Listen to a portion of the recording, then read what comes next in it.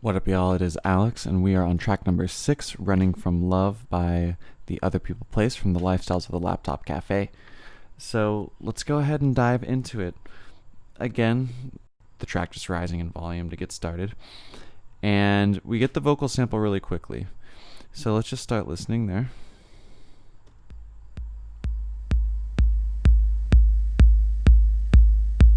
I'm a fugitive in the moonlight, just running from your love.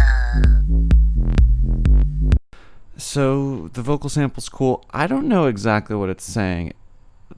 Do y'all know what is being said right here? I'm a fugitive in the moonlight, I'm a something in the moonlight. I don't know what that word is. just running from your love. Then just running from your love. But yeah, that's the sample. It's cool. Pretty quickly afterwards, the snare drum comes in. Again, pretty simple. This track, at least so far, I think this has the most simple drums of the first 6 tracks. Just because, yeah, we have a hat for a moment, but it's mostly just a kick and snare, which I really like. And I like how it's just a 4 on the floor kick and a snare hitting on the 2 on the 4, so it's just very simple in that way. So the vocal sample is going to be shorter here. They're only going to play part of it. And you'll notice this is a theme, playing the long one, then the short one, then the long one, then the short one. So we're just going to get a snippet of that.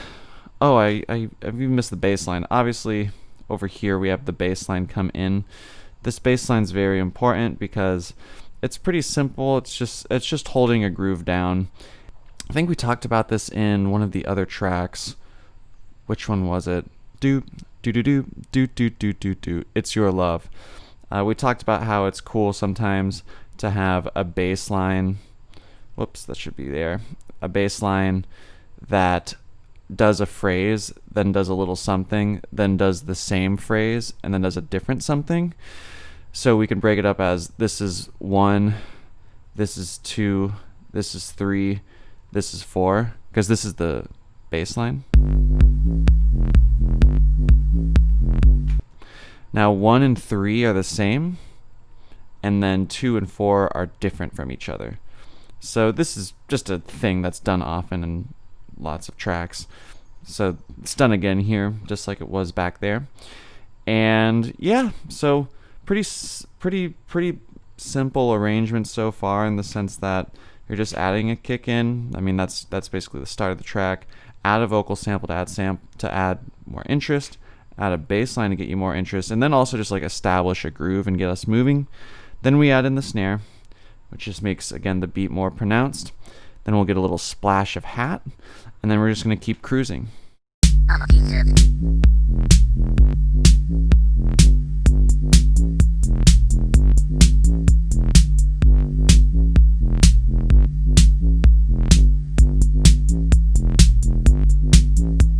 I'm a fugitive in the moonlight, just running from your love.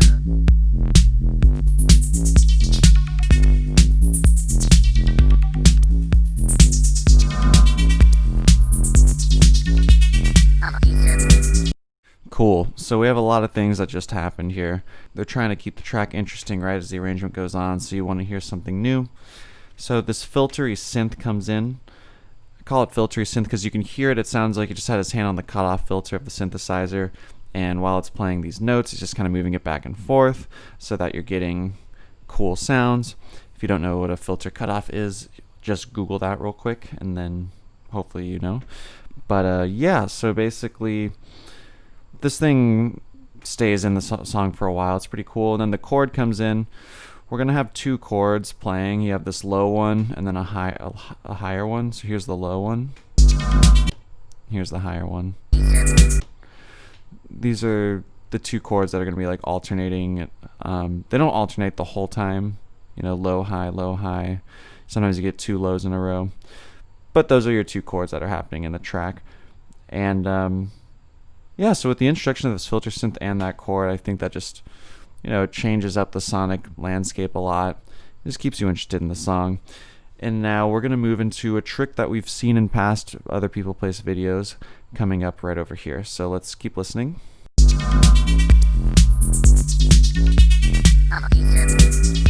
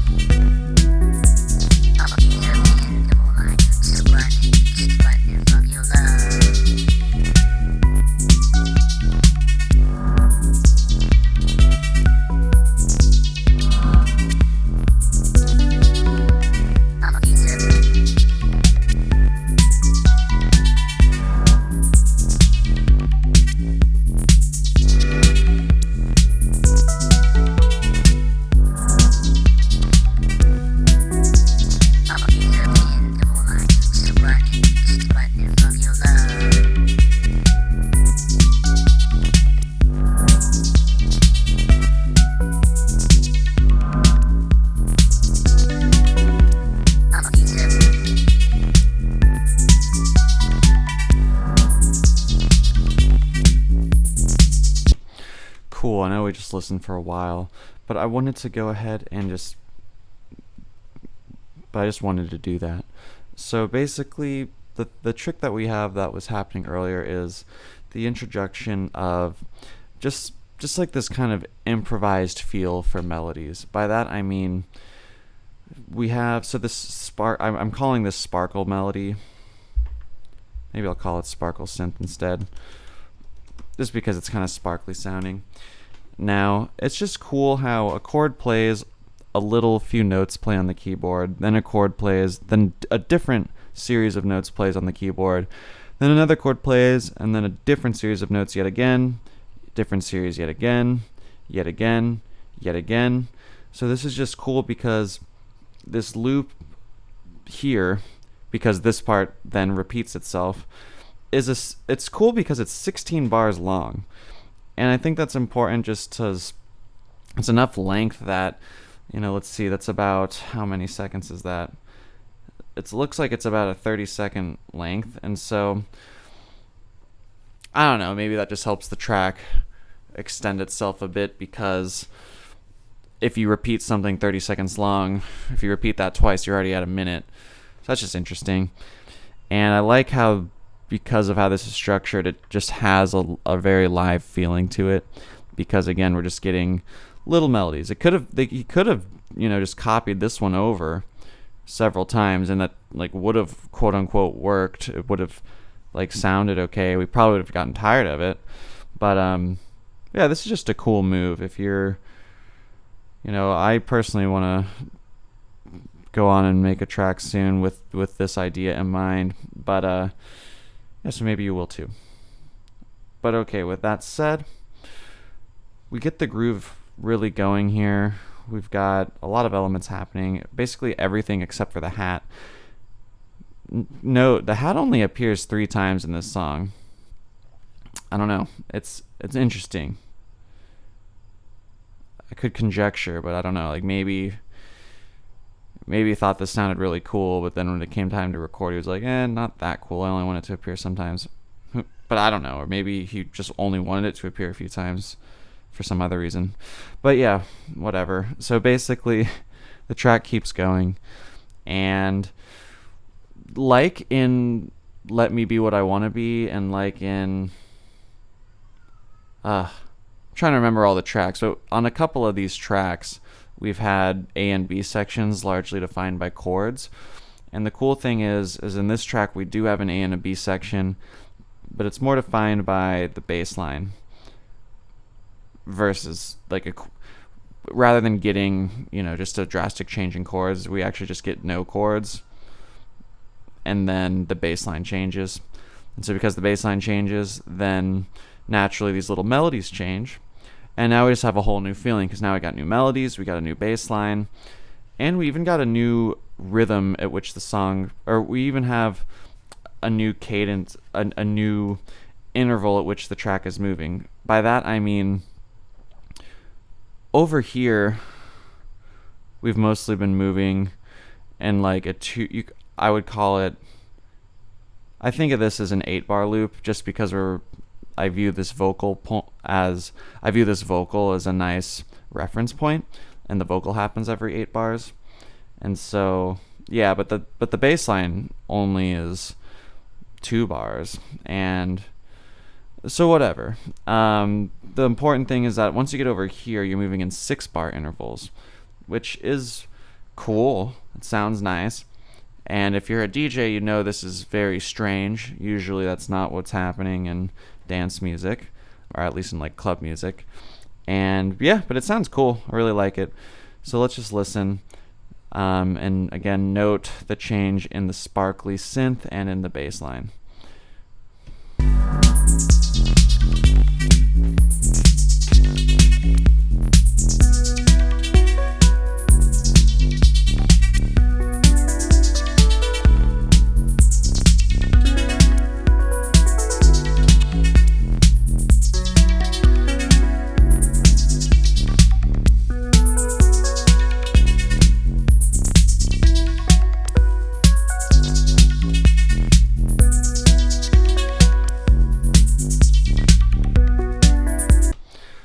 talked about call and response before. I think we've talked about it in several videos, even some like Britney Spears stuff and some other stuff. But basically, I just want to point out real quick how this is such a cool and beautiful example of call and response because it's just so cut and dry. By call and response, I mean the bass line says something, it plays a few notes, and so in a sense it like communicates a feeling or an idea or whatever. And then right when it stops, the synth responds to it. It says, oh, hey, this is what I have to say about what you just said. Then the bass line drops down. It goes, okay, I'm going to say something different. It's just like a conversation between the bass and the synth. And when I say a conversation, I mean actually a conversation, like between two people. Because when two people have a conversation, typically one person talks, then the other person takes in what they said, then that person talks, and then it goes back and forth. And so it's just cool how you get that vibe from two synthesizers. So yeah, this kind of cool. And this is just such an obvious example. And yeah, so we're in our B section. We've done it for a bit. Nothing too crazy. We basically just repeated this. I know I said it moves in 6-bar intervals. Wait, doesn't it? The bass line moves in 6-bar intervals. That's right. Yeah, so as you can see here, the bass line is the thing that's moving in 6-bar intervals. It's going do do do do do do do do do do do do, and that just repeats. Meanwhile, though, the sparkly synth is actually moving in a 12-bar interval, just because again these melodies are changing up every time, just like they were earlier. And yeah, so you got two 12-bar intervals. And then we're going to go back to the A section.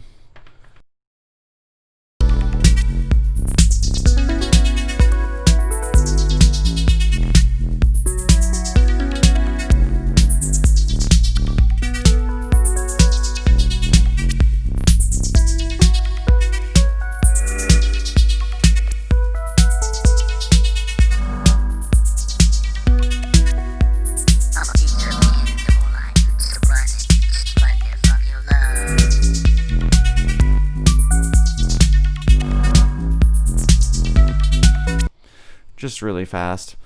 You'll just note here that the sparkly synth, it starts at a different point than it had been earlier. So earlier it started with this melody, but now over here it's starting with this one. Just kind of cool. And as we've gone over countless times, we're returning to the A section, and as is normal with a lot of these other people placed tracks, we're just going to come back into the groove. So you get no bass line for a bit, which is nice to help symbolize this change in new section. You know, dropping out of bass line's a big change.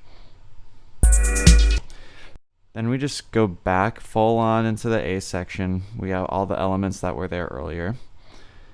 And then we're going to drop out the snare, which this actually just happened in Let Me Be What I Want to Be. At one point, we had a dropping out of a lot of drums at a similar point in the song. So it's interesting how a very similar thing's happening here. I mean, honestly, part of what I want to talk about right now is how now that we're on track 6, we've been through, 6 tracks from this album. And I think it's really interesting how this album's so classic, it's so legendary, and it's cool how the songs are built almost the same. I mean, they have similar BPMs. We've been in I believe the 120s this whole time, and they have very simple drum constructions. We're getting lots of just 4 on the floor 808 kick. We're getting just like a snare, and usually a hat, but not in this case. And so it's just cool to note how I think part of the reason why this album feels so continuous and so complete is because the songs are just really similar to each other in their construction. Drums are the same. We get the 808 so far on all of them. We get mono for the most part, mono type mixing. I believe this one's mono too. We're usually getting a vocal sample. and usually like 3 melodic pieces, and then they shuffle in and out. We've had a few now with A sections and B sections like this, and it's cool. I mean, I say this, if you're out there making an album, maybe this is you're trying to make it as good as you can get it. Maybe you can, take something from this, some of like the ideas behind it. And yeah, so there's really not a whole lot else to say about this, at least right now. We'll keep listening though. And please like and subscribe this video if you've enjoyed it. And definitely leave a comment below. We're going to finish out this album, but we're going to have more videos coming. We're going to have videos that aren't just breakdowns coming soon too. So should be fun. Probably no sound design yet. I know a lot of y'all want that. Maybe at some point I'll figure it out. I feel like I have to because everyone keeps asking for it. I just don't want to have y'all watch me twiddle a knob for 10 minutes. But okay, back to the track. I'm a piece of in the moonlight, still running from your love.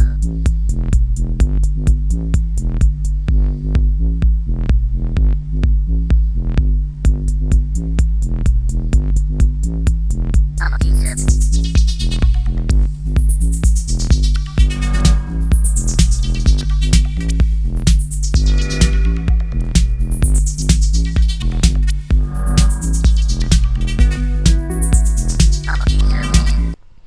Yeah, y'all. So I think I'm just going to let the track play out till the end. But before it does that, I want to point out how, we started in the A, went to the B. Now we're having a long A. Then we're just going to go back to B and then finish with A. So that's kind of the macro view of it. And again, the A sections are largely defined by what's happening with the sparkly synth and the bass. Again, this A section is where we're blue.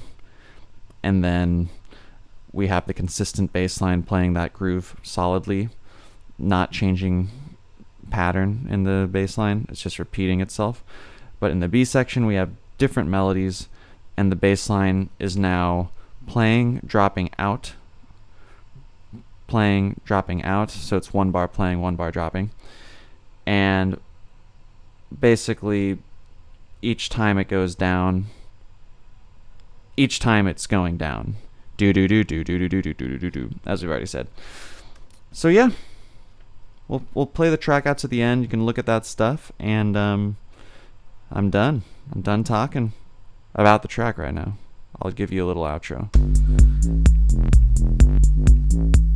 I'm a piece of